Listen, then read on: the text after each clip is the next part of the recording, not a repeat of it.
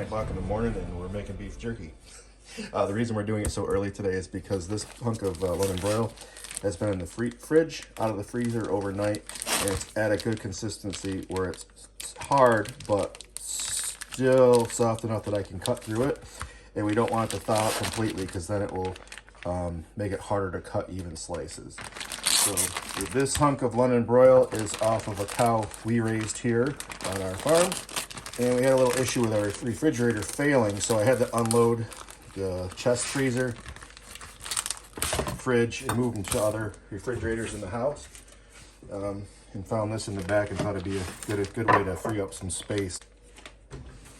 If this has been completely thawed, there'd be a lot more liquid coming out of this thing. So I like to use a fillet knife. One, because they're super sharp, also because they're super flexible. And I like to cut it this way so that I get it next to the edge and I can control the thickness, and where it's partially frozen, my knife's gonna glide and the meat's not gonna squish up on me. Max must have heard we had some meat out here.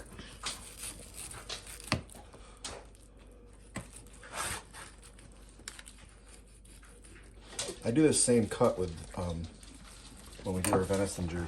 So you get a nice even slice. I'm gonna slice through all of these. I'm actually gonna flip this now because this side is more thawed because it was on the edge. This will become dog food. And we're gonna brine it with Miller's dry brine. This you can make with brown sugar, salt, pepper, onion powder, garlic powder. And this alone will make its own brine. And it's sufficient for jerky. It's really good. But I'm gonna add a little bit of liquid smoke because I'm not gonna be cooking this on the smoker. I'm gonna be doing it in the oven. So just give me a second to cut this up and we'll get right back to you.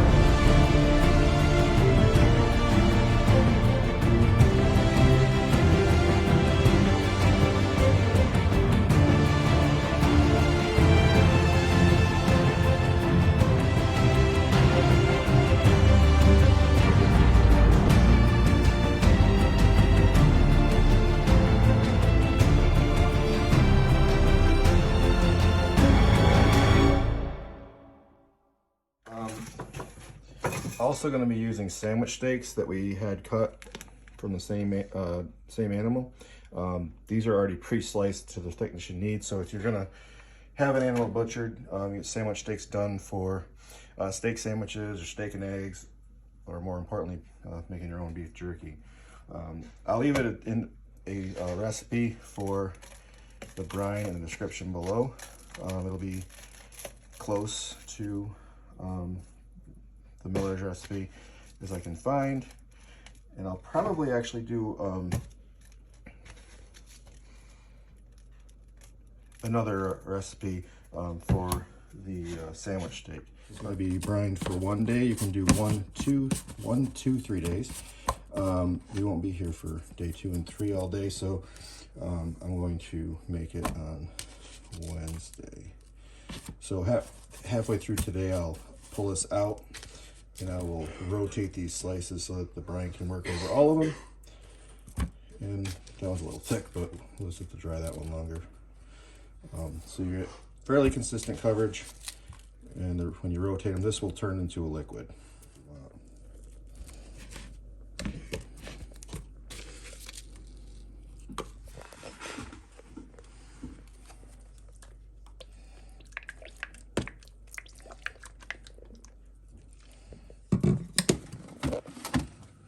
All right, so we're gonna make some jerky too out of this sandwich steak we talked about earlier.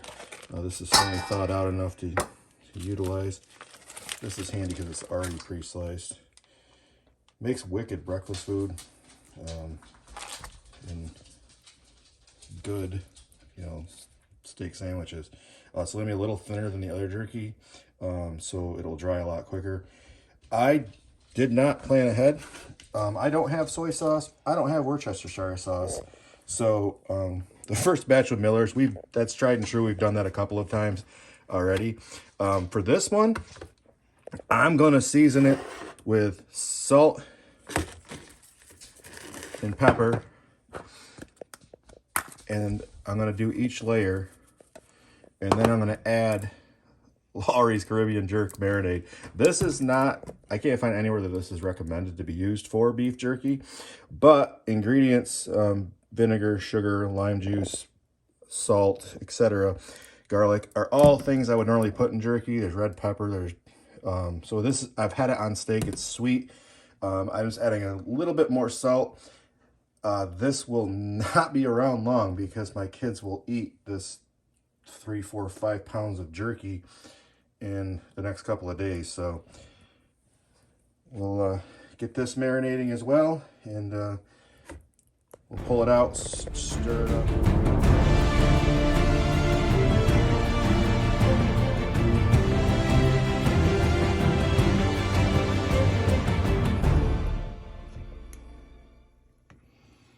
All right, so the jerk's going to provide stickiness to the beef jerky. It's going to be sweet and spicy. Basically, the marinade breaks down the meat, allowing it to be more tender, and also absorbs all the flavors. So the vinegar, salt, soy sauce, smoke, which we're not going to use, but all add preservative basically to the meat in addition to flavoring it. But we're not going to keep this around very long because the boys are going to eat it all in a couple of days. Yep. All right, you guys are, some of you might have picked up on that the bottom of the salt shaker is actually missing the cap, so salt was pouring everywhere. I have no idea where it went. We filled this recently. Well, hopefully I didn't jack up my jerky. I didn't see how much went in there, but it looks like it was going onto the counter. But all's fun. All right, we're a couple hours, 3 hours later now, and as you can see, the brine's working its magic. Went in dry, but now kind of an osmosis process. The brine is created. What happens here is the salt and flavoring enters the meat, tenderizes it, and also acts as a curing agent. So getting a little closer to having some jerky. All right, we've pulled these out of the fridge. They have sat for 24 hours now. This is the Miller's dry brine. As you can see, it created a lot of liquid. This would actually be really good to throw into a pan right now and cook to about rare, but my kids want jerky. So this here is what the hell was it? The Jamaican jerk or Caribbean, whatever it was. I have to look back and find out. What we're gonna do is we're gonna put these onto pizza screens. If you don't have those, you can just put them on aluminum foil covered pans or something. I've lined the bottom of the oven with aluminum foil, and I'm gonna dry these at the lowest temperature I can, which I think is around 170 or 160 on this oven. And I will prop the door open with a wooden spoon so it continues to run, but the moisture can escape pretty much all day. All right, because I don't have a lot of room in the oven and I want to cook this all at once or dry this all at once, I put a few metal cookie cutters on a tray that's a little bit larger so that I can expand my space and dry both these at the same time. I'll see if I can position that a little bit better, but the idea is here I can put two on one tray and get them into the oven. All right, and on the second tray here, same thing, gonna double stack them with the cookie cutters, trying to keep the jerky pieces apart. You can see here I did fold it over. This is the thin sliced sandwich steaks. From experience, if I were to dry that flat, it would be brittle and extremely dry, so folding it over isn't gonna hurt anything, and it's actually getting it to about the thickness of the steak slices that I cut for London broil.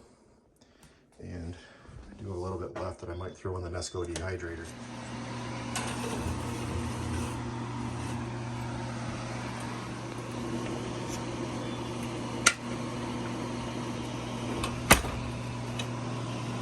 Sorry, I'm recording this one-handed.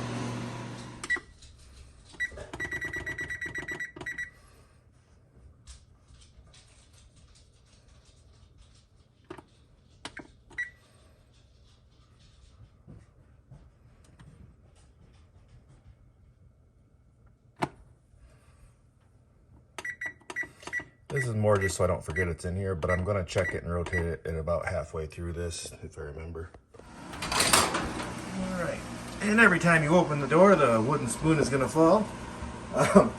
We're at about, I think, the halfway point here, so we're ready to make some adjustments. You'll notice the top tray is drier than the bottom, mostly because the heat rises up there. So I'm gonna probably end up turning on speed bake, which basically a convection function to get the air turning in there, and I think it might even provide a little bit of heat from the top.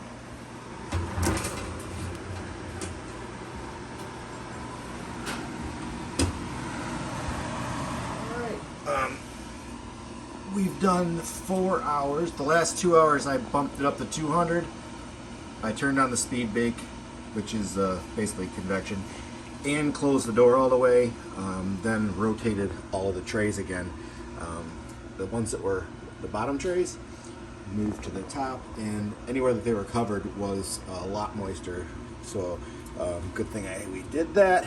Leaving the temperature alone at 200, turning off the convection, and sticking the wooden spoon in the oven door again for another half hour. All right. During that last half hour, I already pulled some out. The thinner stuff that I folded over, and one piece of the jerky that was kind of a little thicker come out. And I've tried it, and it is good. I rolled over all of these because they were a little moist on the bottom, and some of them stuck pretty good. So I'd recommend turning yours earlier in this process. These are going to need a little more time. I'll put them direct on the pan. This was a little bit cooler. It would be good to go.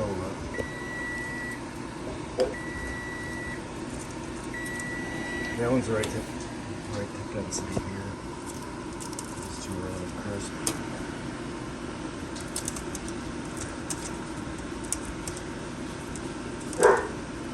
All these are on top, are probably good to go.